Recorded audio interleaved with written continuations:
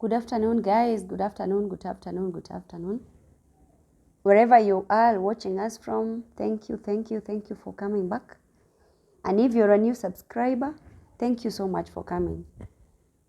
I don't take it for granted, guys, that you're sharing these videos. You keep on sharing, keep on liking, keep on subscribing, keep on telling people about this channel. Actually, it's not like a channel, it's like a family. We are just growing. We started with 1 subscriber. We are now at I think 23 subscribers, which is a good thing anyway, because it's a milestone. It's still a milestone. You know, like when you're talking, you find yourself, you're talking to 1 person today, then tomorrow you're talking to 3 people, you're talking to 5 people. So it's still growth. It's still a good growth. So we won't give up. We will still continue. And that's why we are saying, if you're a new subscriber, welcome, feel at home, relax, sit back and learn. What you have, bring at home. If you feel like for sure you've benefited from the video, please share the video and give it a like. You can also subscribe so that next time we upload a new video, it will be easy for you to get notified and you're able to watch. Share it with your colleagues, share it with your friends, share it with your brothers and sisters. If you're a parent, please make sure your children watch this, because it's not sensitive to any age. It's not prohibited to any age, because it's just for education purpose. So today, guys, I decided, like, we started this channel. We've not done an introduction. We don't know who we are. We need to understand. We need to know each other. Like, you know, my name is Zipporah. I'm Zipporah Gishohi. I'm a critical care nurse, currently working in a level 6 hospital in a cardiothoracic setup, like where we deal with patients who have cardiac issues. Those patients who go for open heart surgeries, such kind of things. We call it critical care ICU, but in our place of work, we call it cardiothoracic ICU, simply because we deal with things we deal with the conditions that affect the heart, conditions that affect the lungs, and such kind of a thing. So, who is this Zipporah Gishohi? I'm a firstborn in a family of 4. Not 4, actually. I'm a firstborn in a family of 5. We were 5, but we are 3 currently. I've lost 2 brothers in the middle, along the journey. May their souls rest in peace. I was born and raised and educated in Laikipia West, in Nyahururu, a place called Salama, in the interior. I'm a village girl. You guys, I'm a village girl, from the village, from deep down in the village. And however much I came from the village, the obstacles that I faced did not prevent me, or did not hinder me from achieving the goals that I really wanted, and I'm still achieving. I'm still achieving more, because I believe this is not the end. When we were growing up, we used to be told by our teachers that the sky is the limit. Nowadays, I hear people saying the sky is no longer the limit. You can surpass the sky, like you can go past the skies, you know. So, like I've said, I was born and raised and educated in most of my education, like the lower, what is it called? The primary and the secondary education. It's basically in Nyahururu. That's why I call those people who've interacted with me, I call myself Wangeshi from Nyandarua. So, I've been a nurse for the last 10 years plus. I've practiced in both private, but currently I've practiced in both private and mission hospitals, but I'm currently practicing in a public hospital. I'm currently employed in a government hospital. I've also done so many businesses, like I've been trying to, I've tried to explain the hustles of a nurse, you know, like in various videos. If you've not checked out those videos, please go back, watch them. I'm sure you'll learn 1 or 2 things. Even if it's not 3 things, you'll learn something.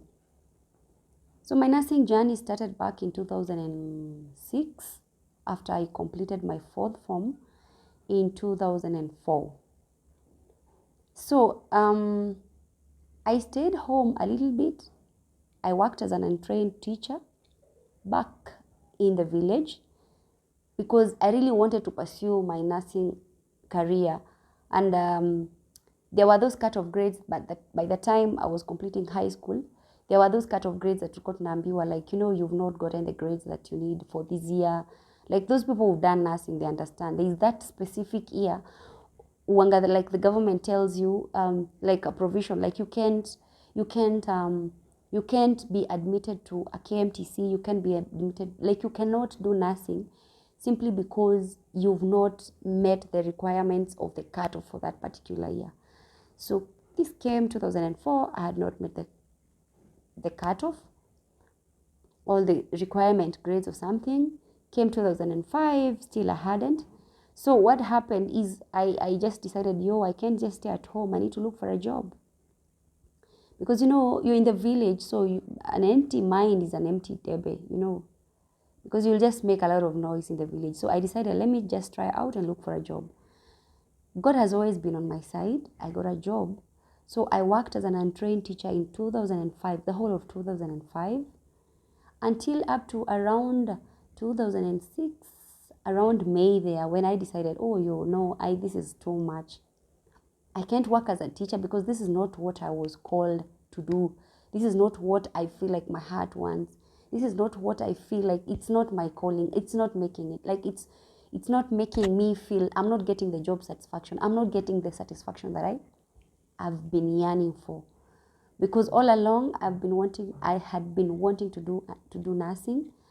I really wanted to do nursing ever since I was a little tiny girl. I think I started having that inspiration. I have an auntie of mine who is a nurse, big up to her, who has been my guardian for a very long time. She's been my guardian angel. You see those people who come into your life and you're just your guardian angels. My sister, like my mom's sister, she's been so great to my life, So she was a nurse. She's been a nurse. She's still a nurse. And when I was young, those times she used to come home. I see how she's dressed, I see how she's compassionate about like helping other people. And then in my heart, I'm like, oh gosh, when I grow up, I think I want to be like her, If not a nurse, I think I want to be a lawyer. But then here I am. I didn't make it to be a lawyer, but I made it to be a nurse. So I would say my inspiration came from my aunt, who is still a nurse up to today. We actually work in the same facility in that level 6. So, like I've said, my journey started in 2006, around November. My aunt came home one day and told me, you know what? I saw an advert in the papers. Now she had come from Nairobi to the village, like just the normal visits in the village, like the way you normally go to the village and visit your parents and folks and stuff. So she had come to the village and she told my mom, you know what? There's this course that Zippy really wanted to do nursing, and I think I found somewhere and she can join nursing, but then again, it's not in Kenya, it's in Uganda. So she decided that she's the one who is going to take me and take care of me, like basically take care of me. If I say taking care of me, you understand when we say like somebody is taking care of you. She like owned me up now, like I'm her baby, because she really wanted to support me, which she did with her finances, just to make sure that I've joined that college. So I joined college in Uganda, in Jinja to be precise, and I did my nursing for 2.5 years.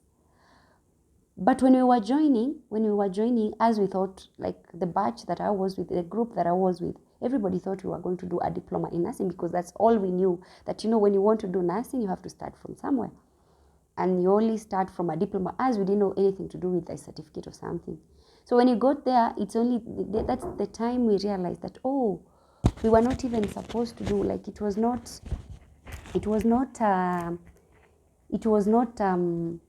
a diploma in nursing, but rather it was a certificate in nursing, But because you've already joined, you've already paid school fees, like you've wasted all the time traveling all the way to Uganda. Do you have a choice? No, you don't have a choice. So we did our nursing 2006, 7, up to 2009. In May, we graduated and came back home with a certificate in nursing. But that was not the end of Zip. It was not the end of me. Me and my other colleagues, we decided like, oh, after working for like 1 year, we decided, oh, let's go back to school, because yeah, it was about 2 years, because I joined AMREF School of Nursing in 2012 September. So basically it's like I worked for only 2 years, because 2007, 2009, 10, 11, I worked for like 2 years with my certificate in nursing. Then I went back to school. This time round, no support. So now it's you work and you get your own school fees, because now you're already a working class. I mean, you're working as a nurse. So that's how I ended up coming to Nairobi. A village girl. She has seen lights now. Now she's in Nairobi. I joined AMREF September 2012 and upgraded to KRCHN, the one I have talked to, the one that I've talked about in the first video in this channel. I did KRCHN, that is, I upgraded from now the certificate in nursing to a diploma in nursing. And we graduated in May 2015. Now I've graduated as a nurse with a diploma in nursing, and that is KRCHN. Remember, at this time, I'm still working.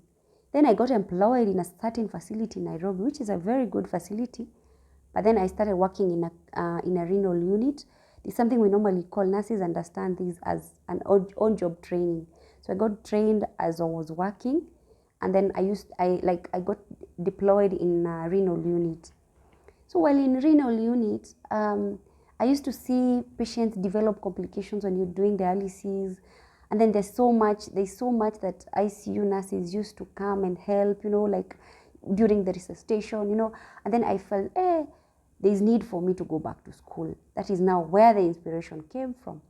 I used to meet nurses from KNH, big up nurses from Kenyatta ICU, main ICU. They're the ones who used to work in that facility by the time I was working there in renal unit. So a patient would complicate. When you're dialyzing that patient, there's this equilibrium that comes in with when you just remove your blood from the body to the machine for it to be cleaned and then back to the body. So if you're not used to it, you get some complications. So patients used to complicate, but because I have just that general knowledge of a general nurse, we cannot do much to that patient. So the only thing we could do is call backup from ICU. So you find nurses coming from ICU with crash cuts, like Code Blue, If you've watched these movies we call ER and something, you understand what I'm saying. Like now there's a complication that has risen during dialysis. So nurses are just helter-skelter, they're running. They understand, I used to feel challenged. And then I'm like, oh, Zip, what are you doing with your life? You don't even understand what is this they're doing. So I felt like I'm being challenged. I need to go back to school. So I started looking for money, and in December 2016, I decided, no, I'm going to apply for a critical care course, and that's what I'll do. I need to know what it takes to help a patient who is in a complicated state. Like if a patient collapses here in front of me, what do I need to do? I need to have the basics of a critical care nurse. So I got an admission for Mater Misericordiae, that is Mater School of Nursing, and I did a crash program of 1 year of a higher diploma in nursing. So I did in 2017 April. That was the admission time. We joined in 2017 April. It is a crash program. Then we graduated in 2018 around April there, I think. Yeah, because it's a crash program. It's a 1 year program. I passed with a distinction in critical care. So right now, as we speak, I have a higher diploma in critical care nursing. So which means I can only work in an ICU. I can only work in critical care units. Then, so I'm currently, that is where I am with my studies. I am planning to go back to school and do a BSN, that is Bachelor's of Science in Nursing.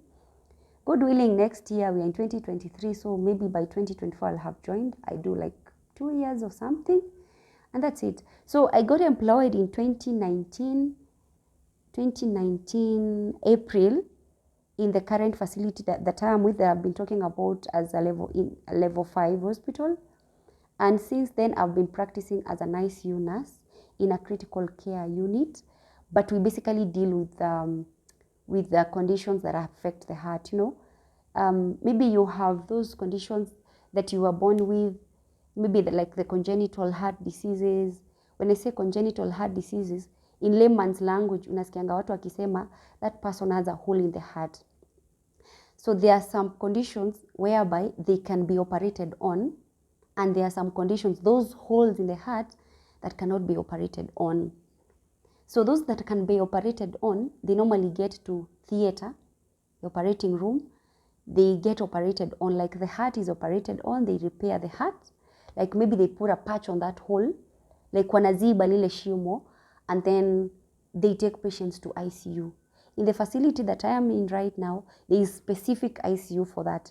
So now that's why I'm saying I'm currently working in a cardiothoracic ICU, whereby we deal basically with patients who are suffering from cardiac conditions. I wouldn't say it's a bad experience. It's not a bad experience so far. I thank God, because I think for me, I love nursing. I love helping out. You find that it's not one friend of mine or two friends or three friends who've told me that I'm kind of selfless. I mind other people more instead of minding myself. It gets to a point whereby I feel like, oh gosh, this patient is suffering, this person is suffering, this could have been my mother, this could have been my mom, my dad, this could have been my brothers, and I feel so like I take the burden on me, So I wouldn't say that it has not been a roller coaster in nursing. It has been, but I get the fulfillment, I feel like there's something that I was called to do, and I have called. I feel like there's something I was called to do, and for sure I have fulfilled it, So basically that's it about Zippy. At work they call me Gishohi. If you want to call me Zippy, I call myself Wangeshi from Nyandarua. And in this channel, we're calling ourselves Mamake Girls, because I have two girls. I have two adorable girls. So that's the name of the title. That's how the name of the channel came up with. As in, that's how I ended up coming up with the name of the channel. But basically, this YouTube channel is all about educating ourselves, because I have children. I would want to guide them in a way that, because the society is so rotten, it's so difficult for you to go out there and get somebody who is giving you like how do I call it, somebody who is giving you free advice, or free, just a word of mouth. It's very difficult. So so when you get somebody who is giving you such kind of information for free, you understand, like, for sure this is a good thing. So guys, thank you for watching. Please continue inviting your friends. Let's grow this family. We've seen people who've come from nothing, and right now there's something. I still want to encourage somebody out there. If Zippy from the village started with nursing, certificate in nursing, and right now holds or has a higher diploma in critical care, you can also do it. You can also do it. Like I've been saying in this channel, I want everybody to learn from me. Not everybody as per se, but at least I want a certain percentage. There's that percentage that we are targeting. We are not targeting everybody, because at the end of the day, it's not everybody who will benefit from what you're saying. But we want to spread out positive vibes, We want people to learn from us who are ahead of them, because every day a nurse is graduating, and every day a nurse is being born, and every day a nurse is dying, and every day a nurse is retiring. That is the fact, guys. So every day a nurse is making a mistake, and every day a nurse is learning. Be that nurse who is learning every day. Make social media your learning platform, because you can learn a lot from social media, and you can also hate a lot from social media. If you have a smartphone, if you have a smart gadget, if you have access to internet, please make sure you use that internet correctly. Don't be that person who sits on a computer the whole day trolling people. Don't be that person who sits on the phone the whole day with bundles, you're fully buying bundles and stuff, just talking shit about people. Be that person who is making a change. Even if you make a change in somebody's life, just only one person, you're doing great. You're doing great, guys. So thank you guys for watching. I hope this video has helped you. See you guys. Please don't forget to like, subscribe, share, and have a listen.